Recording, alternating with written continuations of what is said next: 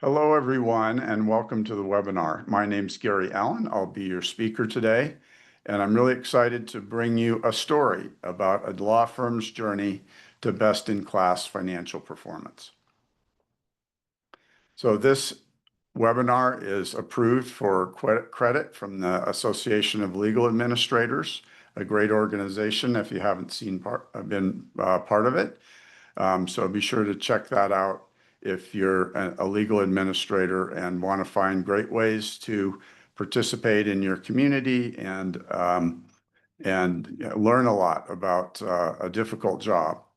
So with that, let's get started with the story. So like many stories, it starts. This is a story about a fabulous law firm, and that's because this is a fable. Because it's while we have lots of pieces of real information about law firms, it's not the norm for law firms to go and change themselves from average financial performance to best-in-class performance. Unfortunately, what happens more often is that law firms achieve best-in-class performance, and that's based on our webinars. That's about 20 to 25% of law firms get to that level by picking up the remnants of firms that were average performance or below. So this webinar, I hope, will spur all of you who are looking for better performance to beat the odds and become one of the great performers. So once upon a time, there was a law firm. Well, as I said, this is a fictional law firm. Many of the things that you'll see are based on, them doing pieces of what we are talking about here, our case studies, our research. This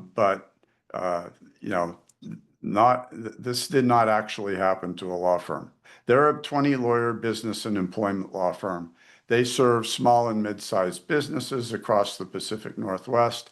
And at our starting place, they had flat profits, high partner burnout, and rising associate attrition. And we're going to see how they could increase their profit by 92% per partner, profit per partner in just 18 months. So let's take a look at their story. Well, let's meet the people who are going to make this happen for Dalton and Finch. So this is Felix. Felix Finch is the founder and managing partner of the firm. He's a really gifted lawyer, sort of magnetic, so he was able to build this 20-lawyer firm. But he's kind of an inattentive manager. He'd rather be practicing law. Now, Sharon McDonald is Dalton and Finch's office manager. And she came to the firm with a strong HR background, but this is her first job in a law firm, and she's pretty new to that. So a little bit to learn about how law firms work. The law firm itself is, and I'm not sure that Felix and Sharon really know this at this point, it's in a crisis because like many law firms, their lawyers want to be able to totally focus on landing clients, winning cases, and closing deals. But the firm has all kinds of distractions. They have really slow, error-filled billing, their collections lag, they have an overhead bloat, lots of feuds over compensation, and so on.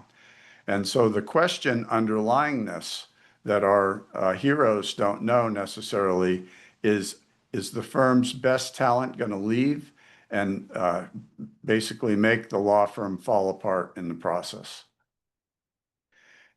This is all in the context as you know, if as you work in a law firm, change is really hard. Every lawyer really wants to just practice law.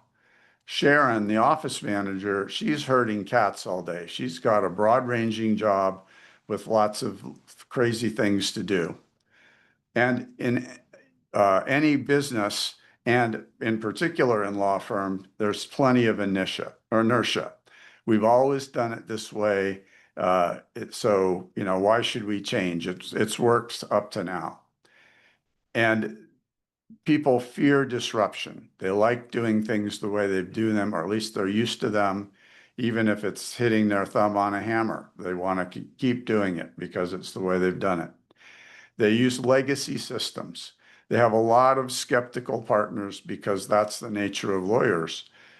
So in Sharon's position and in Felix's, it's easy to say, well, not now. This is not the thing we want to do right away. Let's focus on something else. There's the crisis of the day. But then Felix and Sharon joined a webinar much like this one, and they received what I call the $8 million wake-up call. And that is, just to sum it up, that a best-in-class firm, when it comes to financial performance, outperforms an average firm by about $200,000 per year per lawyer. Over a 40-year career for one lawyer, that's an $8 million difference. I don't know a lot of lawyers who can afford to leave $8 million on the table in their careers. So let me just explain how that works. And this is the same explanation that Felix and Sharon got when they came on their webinar. So in a law firm, it's pretty easy. The economics are pretty easy. It's revenue minus overhead equals profit. And that profit consists of 5 components. There's the capacity. That's how much you can bill if you're fully working at full capacity. Now, there is a thing called total capacity, which is all of the work that you do for a law firm, because it's not all billable for anybody. But if you say, okay, we'll expect lawyers to work 50 hours a week, that's 2,400 hours a year. And if we say, oh, okay, for somebody who's not in a management role, 1,800 hours of that should be billable. That times $300 an hour, that's $540,000 in capacity. And we'll assume that's true of the best-in-class firm. But that's not always true, but for this analysis, we're going to say that. Then there's utilization. And utilization is the amount of the total capacity that is spent on billable matters. And so utilization in an average firm is about 45%. Now remember, that's from the 2,400 hours. So that equates to about 1,100 billable hours. And in a best-in-class firm, that's more like 75%, more like the 1,800 hours. Realization in an average firm, according to Clio, is 82% versus 95% in a best-in-class firm. Realization is the amount of that time that's spent that's actually billed to clients. Then how much is collected? 89% is average versus 95% in a best-in-class firm. Overhead as a percentage of revenue. This one needs a little explanation. That's all of your costs, but not including what you pay the people who do the work. So that's treated as the profits, because you want to know whether the lawyers are profitable doing their work.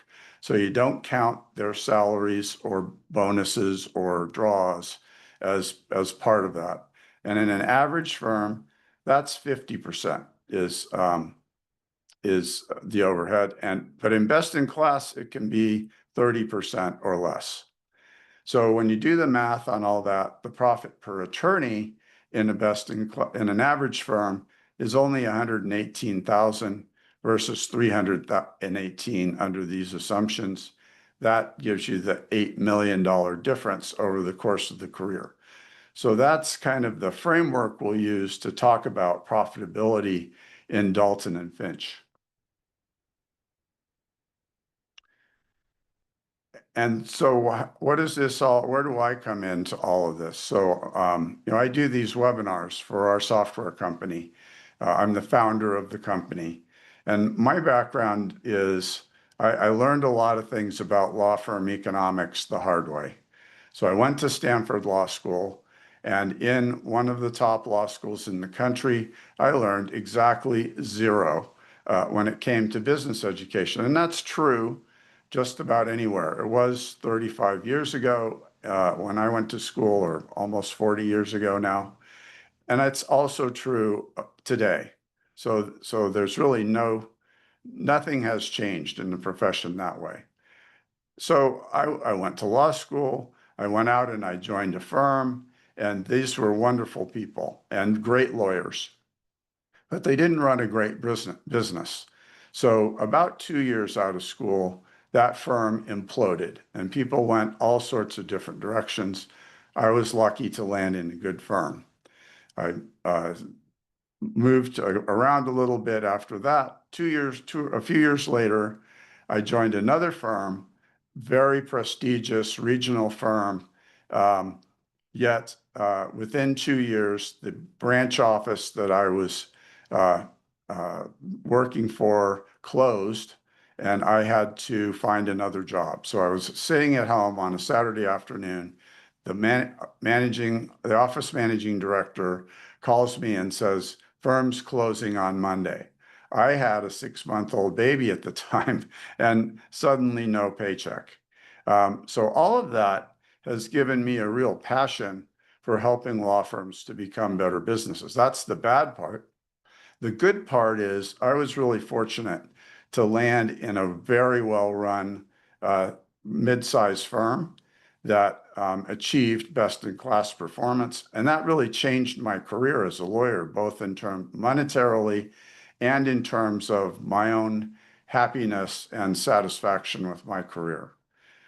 A little later on, I founded LeanLaw, which is a legal billing software company, which will be sprinkled in here a little bit. And with the goal of filling in the tech stack to help people and firms to become better businesses.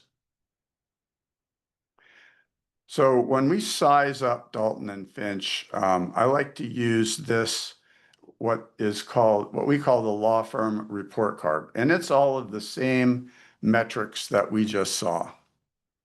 So it starts with the capacity, or the number of attorneys, the capacity, the firm capacity, multiplying that out, the utilization, realization, collection, overhead, and profit. And so what you do is you just fill in these numbers here and see what you get as a grade relative to those benchmarks that I marked out. So what you're seeing on the screen here is my old firm, 15 years ago. So they had 34 attorneys. They had a $445,000 capacity per attorney. That was based on actual budgeting that we did. And since that was an express goal, you put 100% in here. So that gets you to almost 15 million in firm capacity. The utilization here is 14 million, 95%. Realization 13.5, again about 95%. Collection 12.8, 95%. The overhead was 37%, which is we grade hard. That's a C under this rubric. So we wound up with profit of 8 million to pay the billers, which is 54% profit rate, which is an A. So overall, we did quite well. There are years where we did better than this and years where we did worse. So what I want to do now is plug in Dalton and Finch into this. So I am going to move over to the actual, let's see here. There we go.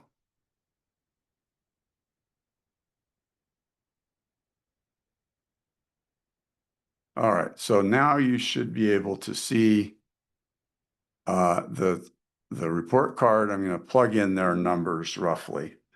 So they had 20 attorneys. Let's see if I can, yeah, okay, 20 attorneys. And we're saying that they had $540,000 in capacity per attorney. Just kind of back doing the numbers, I'm going to say about 6.5 million here. That's going to give me, whoops, needed another zero there. Hey, Gary, I don't think you're sharing the correct screen right now. You can't see the report card? Just the one that's pre-made on the slide deck. Oh, sorry about that. Okay, let's see.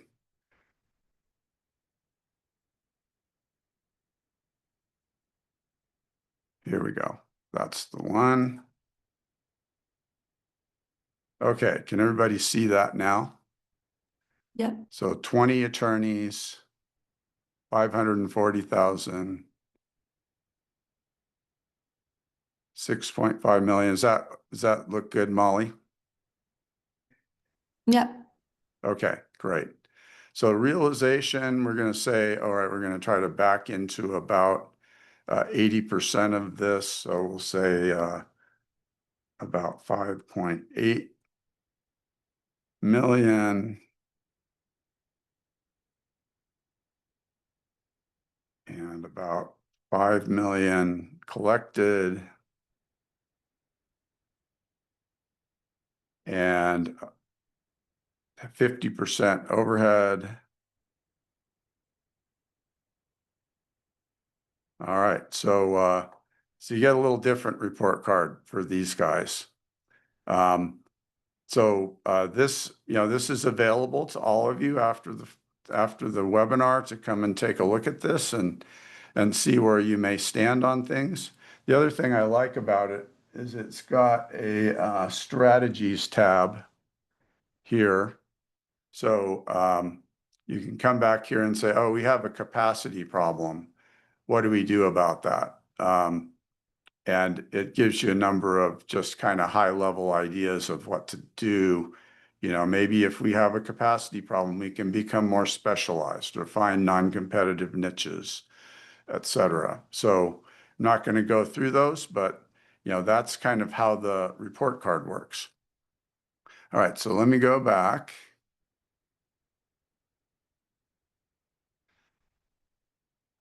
And go back to the other screen.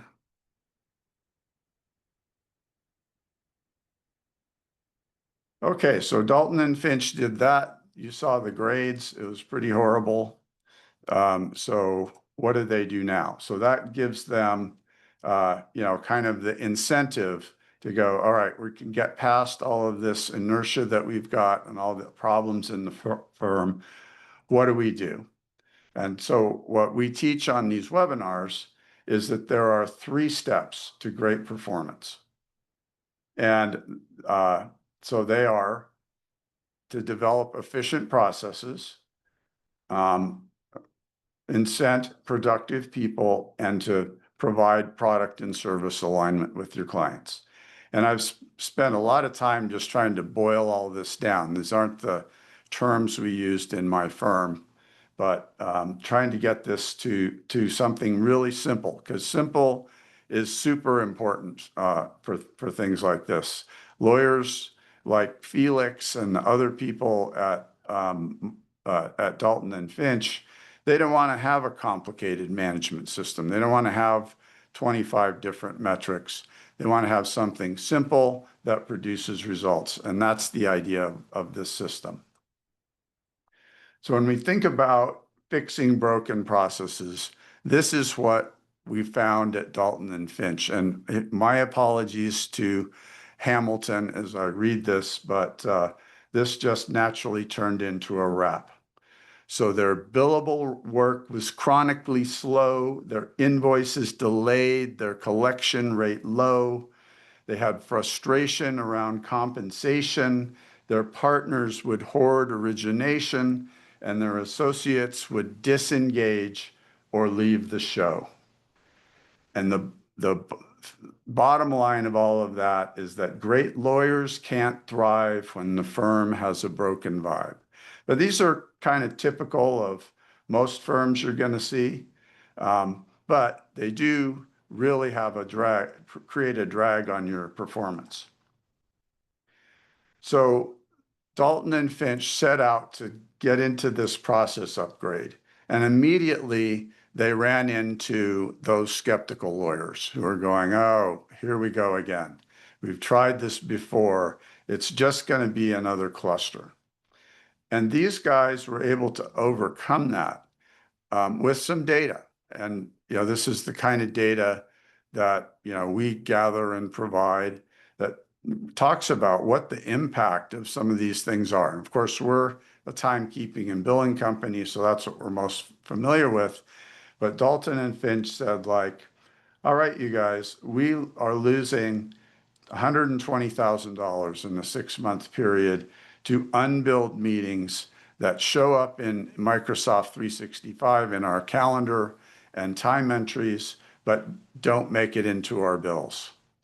We are losing $60,000 to write-downs because we have such an inefficient billing process, and we're losing $40,000 trapped in overdue AR because that's a totally manual process in this firm. So that got everybody to go stand up and go, okay, so maybe this is worth looking at. So they went ahead and proceeded to go down the process to fix some of their processes. And that really amounts to 3 things in a firm like theirs, and in any firm really. And especially looking at a mid-sized firm here, this is a good strategy. So you need to create a plan. And then secondly, you need to build on a foundation of the standard software that you use and customize it appropriately for your firm. And then you have to have a good change management process in place. If you don't have those 3 things, it's going to be really difficult to succeed. So that's how Dalton and Finch set out. When we looked at their plan, it works like this. It worked like this. So they assigned a process leader, and this is somebody who needs to be very familiar with the processes that you're managing. And they chose Sharon to lead this process. It's not a committee thing because you need somebody who's going to be accountable for getting things done. The second thing they did is they prioritized. Most law firms have a lot of processes that really aren't in good shape. And if you try to take all of them on, you're certain to fail. So they used their existing pain points. What's driving people crazy? What was, obviously slowing things down? Where were people frustrated? And they picked out a few key workflows to work on in order to create this improvement.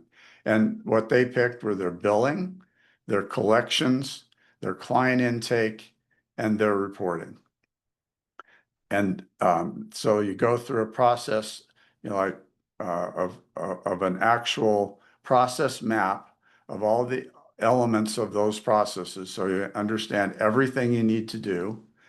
And then you start looking at, you assess softwares that can do what you need, and look at the requirements you have based on the process you want, and map that to the capabilities of the software. It's really important not to do it the other way around and say, oh, I like this something about software X, and now we're going to adopt all of software X, even though there's a lot of it we don't like, because that's easy to pick that software and they say they do everything. You need to lead the process as much as possible and say, this is the way we want to work. Let's find software that fits that. So that's the planning process. So then Dalton and Finch said, as they went through that, we really like the idea of a best-in-class tech stack. And I wanted to talk about that. Number one, because that's what we believe in LeanLaw. Number two, it's not what you've normally heard from the software industry. Usually you hear, oh, we can do everything. And so pick us, because that makes it easy for you. And I've lived through 40 years of that promise without seeing the results. So we're trying to create something different. This is where we landed. So you begin with the foundation, and you look at this house over here. You have three sections to it. One is the production. That's where you produce documents, that you do the work of a law firm. Then you have marketing, and then you have finance. And in each one, you have a foundation layer, a customization layer, and a niche layer.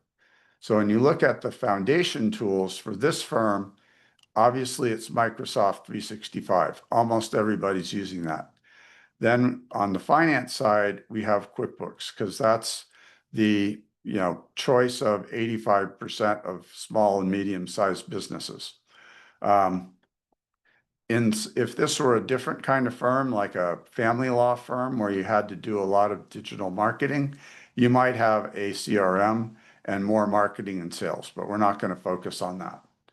So they had the foundation of Microsoft. It does so much for law firms: documents, calendar, email. You can do collaboration with Teams and with SharePoint. QuickBooks Online provides your cloud-based accounting. You have lots of people who can use it, who are trained pro advisors and also legal experts. And you have a whole bunch of applications that integrate with it, like ours. So then you have to do legal customization from there. And Dalton and Finch, we were fortunate they chose LeanLaw. I get to tell the story, so that's how it comes out. And this does all of the things that QuickBooks doesn't do natively for law firms. It does the timekeeping and legal billing, the trust accounting, the compensation tracking, all of those other functions that you need for a law firm, obviously reporting. And then they chose NetDocuments, who's a partner of ours that we integrate with for document management, knowledge management, version control, all the legal specific things that you need, e-signatures. And that filled out a lot of what they needed for practice management. And you can fill in some of the other things through Microsoft 365 and SharePoint. So they've had a pretty robust solution there.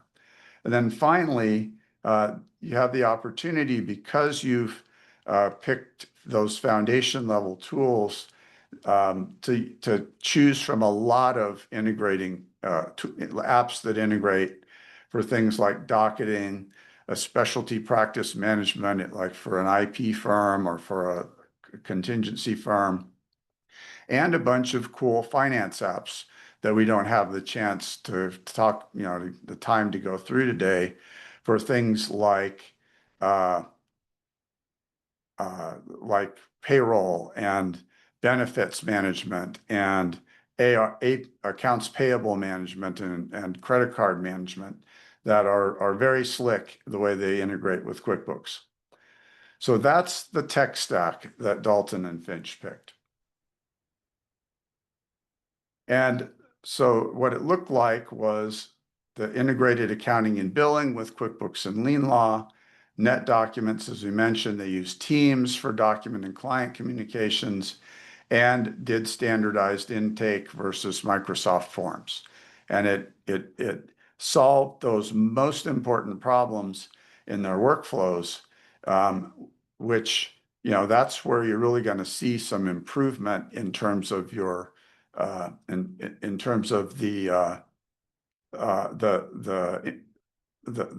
efficiency of that, the time that you save, and reduction of overhead.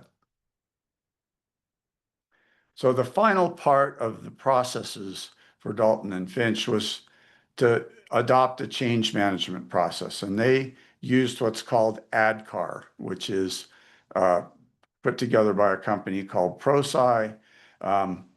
We have no relationship with them, so this is just a gratuitous plug. And it's just a very well-known change management process. And basically how it works is you have to create a movement in the understanding of every person in your company in order to adopt a change. And it starts with awareness.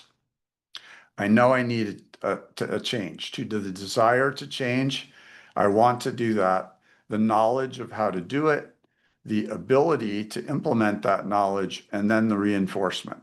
And I just put in a few things here so you could say, okay, um, here's some actual things they do. So for awareness, they shared some client complaints about their intake process. It's like, oh, this is a mess. It takes forever. You guys lose all sorts of information. So people are going, oh, that's embarrassing. We don't want that. Let's change that. The desire. So they calculated the wasted time per role and the impact on overhead. It was a big number. And so people said, oh, that helps us. We want to change that. The knowledge, they created standard operating processes so people knew exactly what to do step by step. The ability to do it, they would train one or two people to learn the new processes who would then train their peers within the company. And that saved them money and also made it more effective to have a familiar coach on how to do it. And then to reinforce it, everybody saw the metrics on a month-to-month basis as they were going along. And particularly the partners saw that, so that, the partners could all, the laggards are going to be the partners, right? You all know that about law firms. And so they could put pressure on each other in order to reach the desired result. All right, so that is step one. That's processes. So now they have that process in place. Let's look at the second thing they did, which is align their people. So, the characteristics of what was going on, you had the origination, which was hoarded by the two senior partners. There was no compensation transparency, which led to a lot of distrust and doubt and just basically people feeling uncomfortable. And associates lacked any understanding of, am I going to advance in this firm? How's this all going to work? And then their oh no moment is they had a rising star in the firm named Maya Chen, who, is killing it by all respects. And she wasn't happy with all this stuff going on. So the partners learned that she'd already spoken to recruiters a couple of times and was looking at other options. If anything is going to blow up a law firm, it's the loss of talent like that. So they've got a real problem here. So what did they do about it? So when you think about a people strategy, I want to think about, just keep Maya in mind. What does somebody like Maya want in their firm in order for them to be happy there? And that starts with culture. So Maya wants to feel like she has a common set of beliefs and a common cause with the people she works with. So you have to have an intentional culture that's clear and it's shared by all. And that's driven by the founders. It's got to be authentic. And, the founders kind of create the basic stone soup for that. Everybody adds their bit. And culture is built around values. And again, values have to be authentic and come from the founders of your firm. But you have the ingredients of best-in-class performance if your values include fairness, trust, and accountability. So somebody like Maya can go, all right, when it's time to divide up the pie, I know I'm going to be treated fairly. And I know I can trust everybody, and we can work all that out. And then I'm accountable and everyone else is accountable. So if I perform really well, I'm going to be rewarded for that. If I perform not so well, I understand I'm going to get less.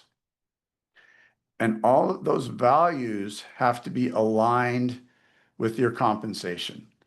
So if, it's one, if your idea of fairness is a poster on the wall and that doesn't align with with the compensation system when the money's passed out, it's not worth the paper it's printed on. But if people can see, okay, this system is fair and I'm being treated as I expected and as we all agreed, then you've got a winner. And the only way that I've found to do that particularly well is to have an objective system, or mostly objective. It can be, if it's 80% objective and predictable, you're probably okay. My firm had a totally objective system that worked really well and allowed all the discussions about compensation to be held at a conceptual level. And then, everybody was found the results of the formula to be acceptable because we'd had those conversations. The last thing that somebody like Maya expects is that you have a succession plan. I mean, why is she going to stick around in this firm if it's going to end when the partners retire? You don't have, and succession takes a long time. It's and it requires a lot of planning. Somebody's got to be ready to take over this firm and back off on their practice. So, it's a multi-year process to get to that point. But somebody like Maya just needs to know it's happening so that she can feel comfortable in her future in the firm. So the way that Dalton and Finch solved this problem is they adopted a new compensation model. It was 70% to the working attorney. This reflected the values that they talked about and what they thought was important. It's important to compensate the people who are actually doing the work. They paid a little bit for client management, the responsible attorney. They paid 15% for originating. They wanted some incentive, but not to just ossify the firm by giving a huge pile of the money to the originators. Plus, they did step down origination so that the origination moved from the original person bringing the money in to the people who were doing more of the management currently. And then they also had an equity component, which helped bring continuity and some willingness to, believe in the longevity of the firm. They tracked all of this versus LeanLaw dashboards, which all of this fits into neatly. They gave their associates a clear path to partner, understanding both the timeframes and expectations, and they launched a succession plan. So all of that really settled things down for them from a people standpoint. All right, so that's step number 2. Now we're going to talk about step number 3, which was redesigning the products and services. So where were they when they started this process? So they're like a lot of law firms. So all their services were billed hourly. They had no packages, no subscriptions. They also had quite a lot of billing disputes, a lot of write-offs, because they were not aligned well with their clients on the services they were providing. And, like every client, they hated getting that 0.5 phone call every time you called up. They wanted to call up and check on something. In fact, that was creating a real problem for the firm because they represented a lot of business owners who were hesitant to have a conversation with the lawyers until there was a crisis because they were going to get billed for that phone call every time. So what did they do about that? So they learned about a product strategy which is called design thinking, and this is really commonly used in other parts of the economy. I'm starting to see more of it in law firms. And this is to build services around what your clients need. So the way that this works is to talk with your clients. So this is surprising how little this happens with law firm clients, just to have a conversation about, say, what did you think about that last matter and how the the billing and compensate, or the billing went on there, and how much that cost, what we billed you for, so you really dive into it with your clients. And lawyers fear that a lot of the time, but the thing is, they're really going to like it that you have that conversation, because they're feeling uncomfortable a lot of times, and you want to solve that because you want long-term relationships with them. So you're going to identify the pain points in your service delivery when you do that. And then you're going to redesign them around the outcomes that the client really wants.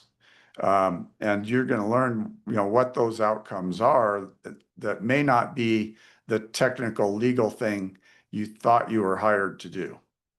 Then you test and iterate. You couldn't feel like with Dalton and Finch was doing this, they kind of had this idea like, okay, we're going to do that once, and that's going to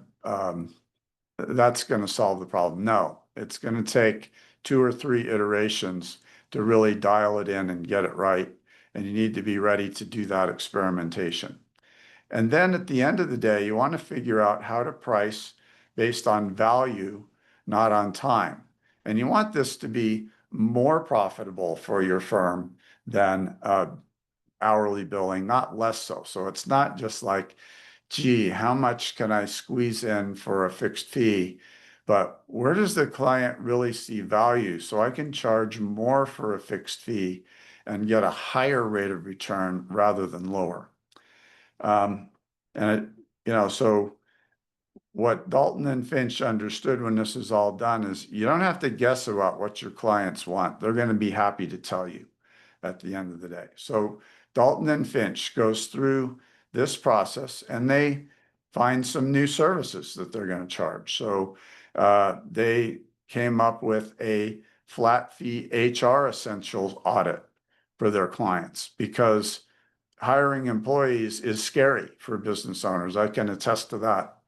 And, there's a lot of risk associated with hiring and terminating and benefits and all that sort of thing. It's, if you have a affordable product like this, where you go through the whole company and figure that out, that's a real bargain for the client, and can be great for the firm, because not only do you get the $2,500, you get whatever follow-up work is identified to help fix what you discover. Dalton and Finch came up with a general counsel subscription. They represented a lot of startups who didn't have big budgets, but had a lot of legal questions. So this made that predictable for those firms, and also spins out more work for things that really need to get done.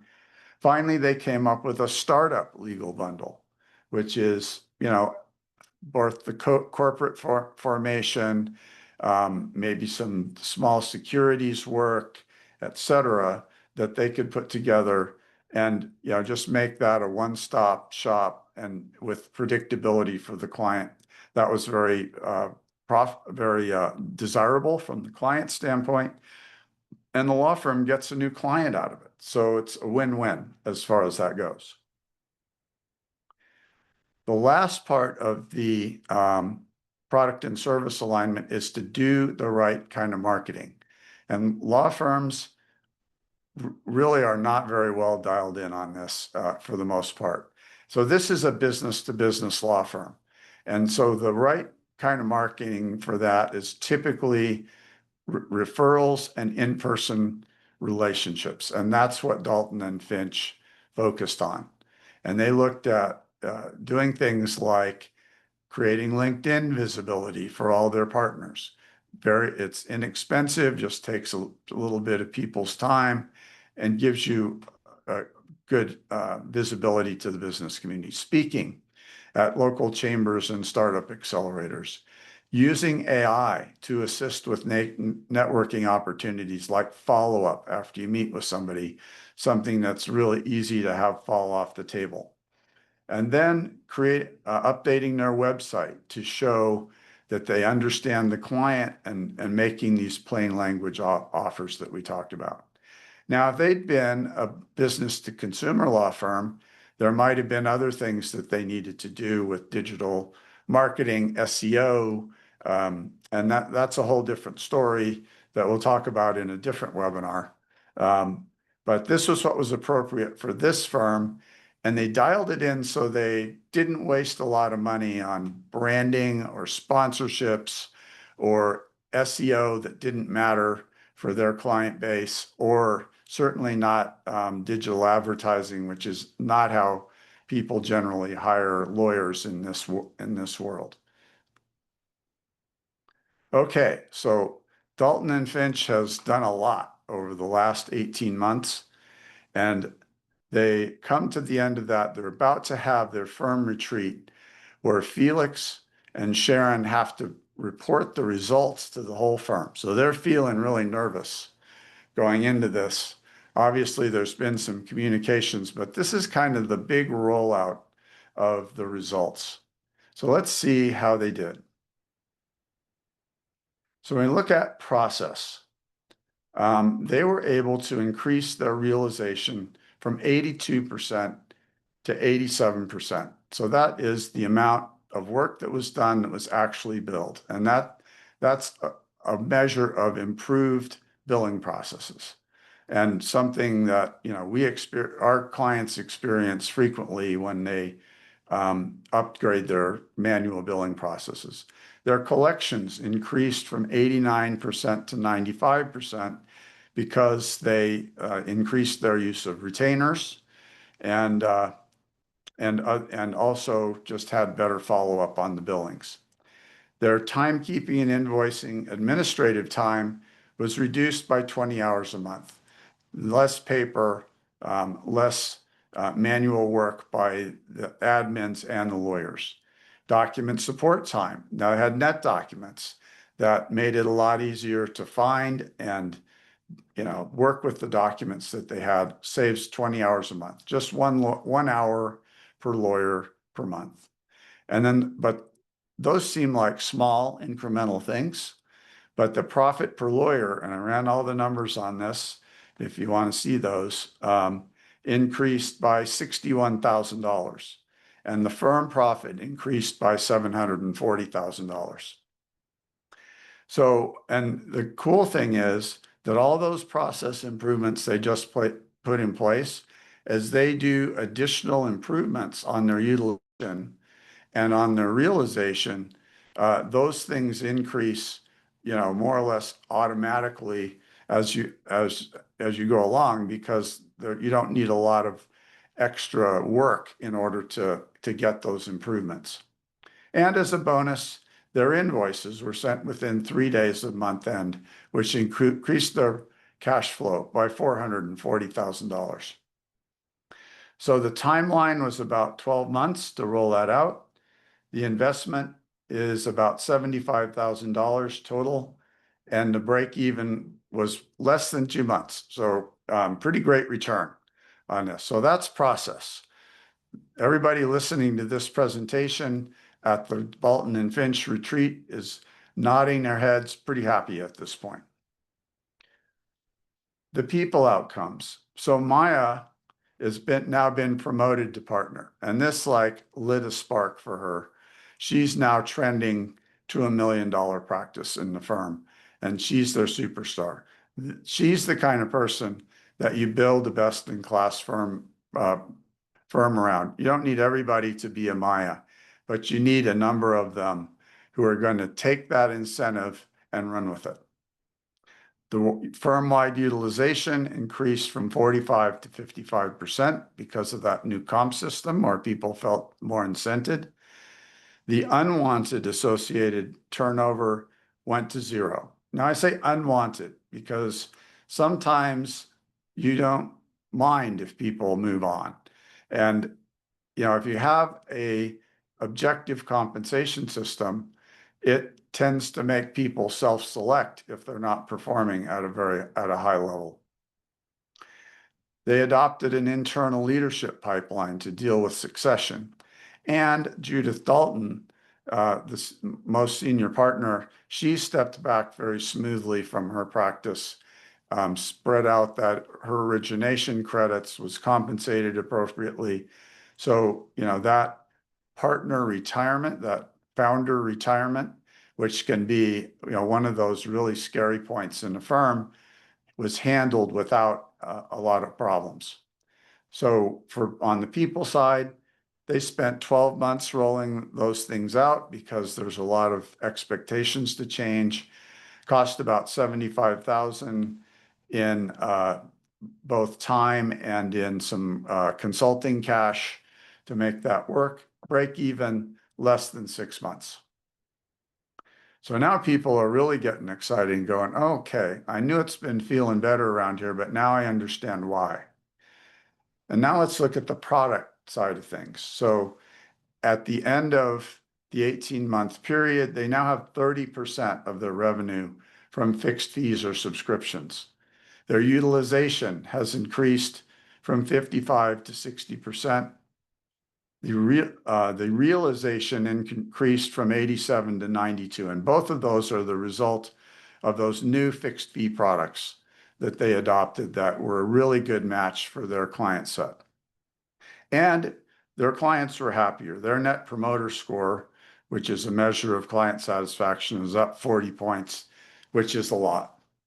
So in 6 months, about 100,000 invested in this because they had to redo their website. There was some consulting for the design thinking, about 100 grand. But they got that back in less than 4 months. So there are some expenses to this, and you can do some of this DIY, but the investments paid off big time for this firm. So looking at the ROI, in 3 to 6 months, they had streamlined their billing and collections and document management. 6 months, they had launched the flat fee service. In 12 months, they had a new comp model. By 18 months, they had increased their profit by $2.1 million per year, which is an 8x return on investment in the first year. So how are they doing relative to best in class? So the capacity, again, we're assuming is fixed. They went from 45 to 60% utilization. So much big improvement there. They had 82 to 92% realization. Collections were at best in class level. Overhead fell from 50 to 40%. Profit per attorney basically doubled to $220,000. And they have other things they can do. I mean, they did not hit all of their processes. So they have an opportunity to reduce overhead again with addressing some additional process shortcomings. And also by they can, they get that dialed in. Plus, now they've got other opportunities with utilization. They're just getting started with the new products and so on. You can increase utilization. Overhead stays the same. You're not laying people off. They're just able to support more billable work. That number can fall kind of naturally without a lot of management falderall. Okay. So at the end of the presentation at the retreat, the lawyers were ecstatic and everyone stood up and gave Felix and Sharon a standing ovation. They fell in love, they got married, they had a bunch of kids, and they lived happily ever after. So that's the end of our story. All right, so thank you, everybody. Just the point of this story is that it takes a little time to improve these things, but it's quite possible to do all of this if you have some intention in your firm. And you can make enormous strides by doing things that don't look like they're going to be that big a deal, but in fact they are. So now I want to do a little poll. And the question is, what's your firm's biggest blocker? I'm launching that now. Is it your processes, your people, or your services?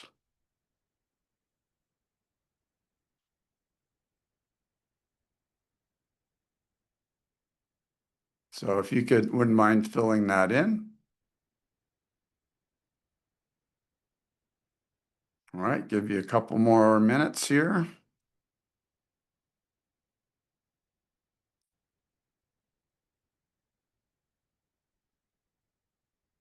Interesting. Seems like people keeps popping up. All right, don't be shy. All right, so I'm going to share the results now. All right, so everybody said people.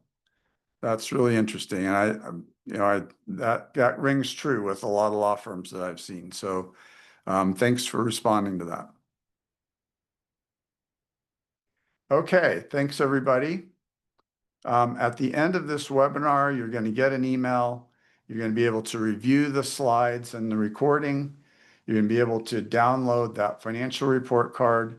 And I would love to have a 15-minute free strategy consult with you. I love these conversations. I had a great one with somebody just the other day whose actually firm is performing really well, but we came up with some ideas to do even better. So I hope you'll take advantage of that. I'd love to talk with you. And with that, I'd stop and ask if we have any questions. We have just a couple minutes left.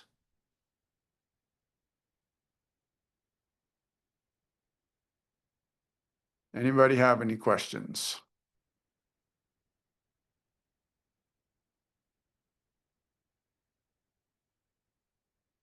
Just pull that up. Okay. Well, thanks everybody for coming. We're gonna give you back a couple minutes in your day. So thanks very much. And the webinar is concluded.